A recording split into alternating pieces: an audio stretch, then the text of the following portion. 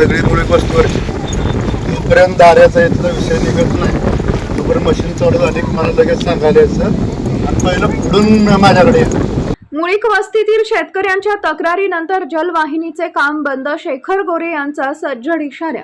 दहिवडी परिसरातील मुळीक वस्ती येथील शेतकऱ्यांच्या जमिनीतून सुमारे 700 हेक्टर क्षेत्राला पाणी पुरवठा करणारी जलवाहिनी टाकण्याचं काम सुरू असताना शेतकऱ्यांना विश्वासात न घेतल्याचा आणि आवश्यक ठिकाणी पाण्याचे वॉल न काढल्याचा आरोप करण्यात आला आहे. यामुळे संतप्त झालेल्या शेतकऱ्यांनी जिल्हा बँकेचे संचालक शेखर गोरे यांच्याकडे धाव घेत तक्रार मांडली. शेतकऱ्यांच्या तक्रारीची तातडीनं दखल घेत शेखर गोरे यांनी मुळीक वस्ती परिसरात प्रत्यक्ष भेट देऊन पाहणी केली.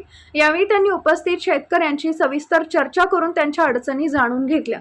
त्यानंतर सुरू असलेल्या जलवाहिनीच्या कामाच्या ठिकाणी जाऊन संबंधित कामगार व कर्मचाऱ्यांना कामाबाबत जाब विचारला.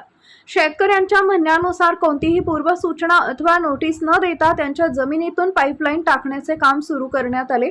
तसेच सुमारे 700 हेक्टर क्षेत्रातील शेतकऱ्यांना आवश्यकतेनुसार पाण्याचा प्रवाह नियंत्रित करता यावा यासाठी ज्या ठिकाणी वॉल अथवा दारे आवश्यक आहे त्या ठिकाणी त्यांची स्वच्छता करण्यात आलेली नसल्याची तक्रार शेतकऱ्यांनी केली. याबाबत शेखर गोरे यांनी संबंधित यंत्रणेला आणि कामगारांना आवश्यक त्या ठिकाणी पाण्याचे वॉल व दारे काढल्याशिवाय जलवाहिनीचे काम पुढे सुरू करू देणार नाही असा स्पष्ट इशारा दिला.